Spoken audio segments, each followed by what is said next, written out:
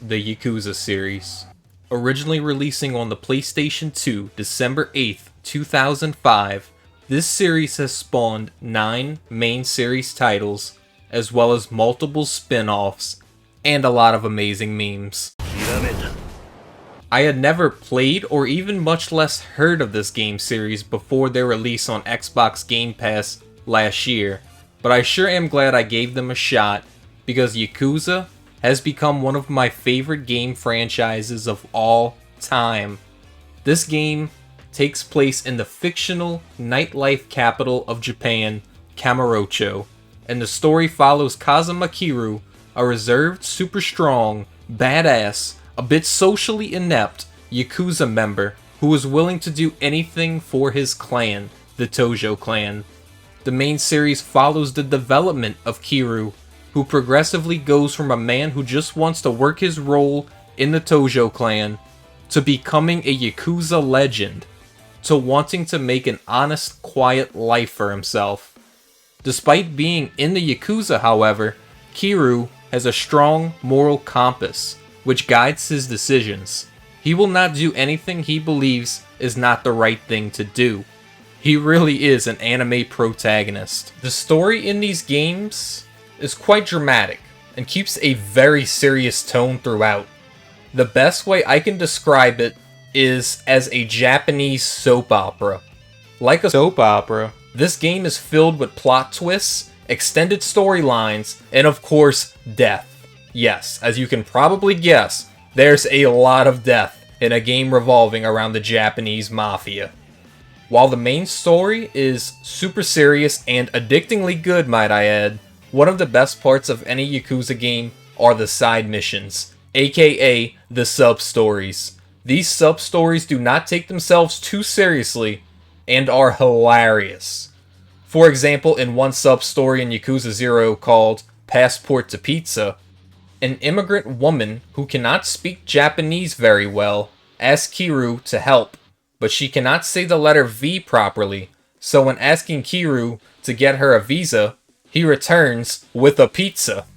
There are many sub-stories in each of the individual Yakuza games, and as silly as a lot of them may be, a lot of them usually have some sort of life or moral lesson at the end.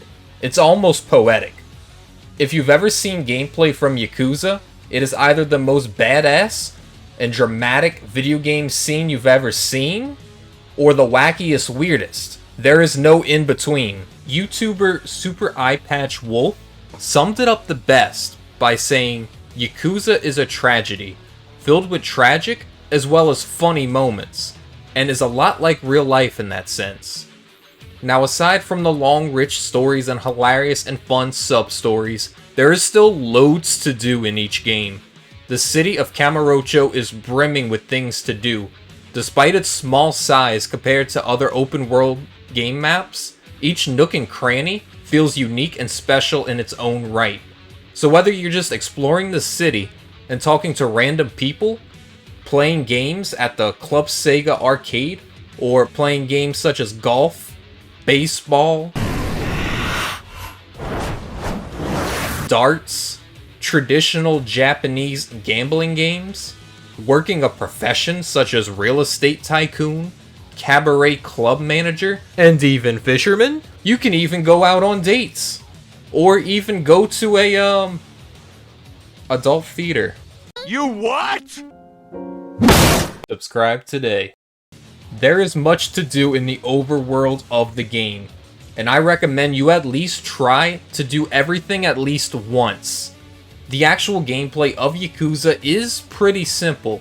It is an open world beat 'em up type game, complete with destructible environments and the ability to pick up anything within reason and use it as a weapon. Yes, anything.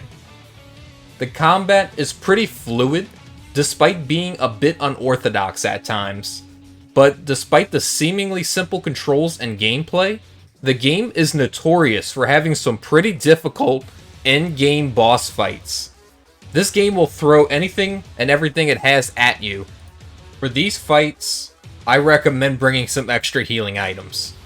If you do end up playing these games, I'd recommend starting from the prequel game Yakuza 0. It offers a lot of backstory on not only Kiryu, but the Yakuza series' insane anti-hero character, Goro Majima. A man best known for being an absolute nutcase and basically living just to fight Kiryu any chance he gets. Majima actually plays a huge role in the story of Yakuza 0 and is the co-main character alongside Kiryu, showing how the two have met and also pretty much shows how Majima gets to the point he's at in the later games. Not to mention, he's also a playable character with a super fun and unique set of fighting styles. I recommend these games to anyone who is a fan of story-driven games or just beat-em-ups in general. Even if for some odd reason you're not into the story, there is just so much to this game outside of that that's worth experiencing at least once. This game is truly some of Sega's best work, and that's coming from a longtime Sonic fan. Anyways guys, I hope you enjoyed. I've been meaning to drop a Creamview on this gem of a game franchise for a while, but haven't ever been able to articulate my feelings toward it on paper. If you're new here, consider hitting that like button, hitting that subscribe button, and ringing the bell, because you really don't want to miss out. We do this every single week. And hopefully, I will see all of you, beautiful people, next time.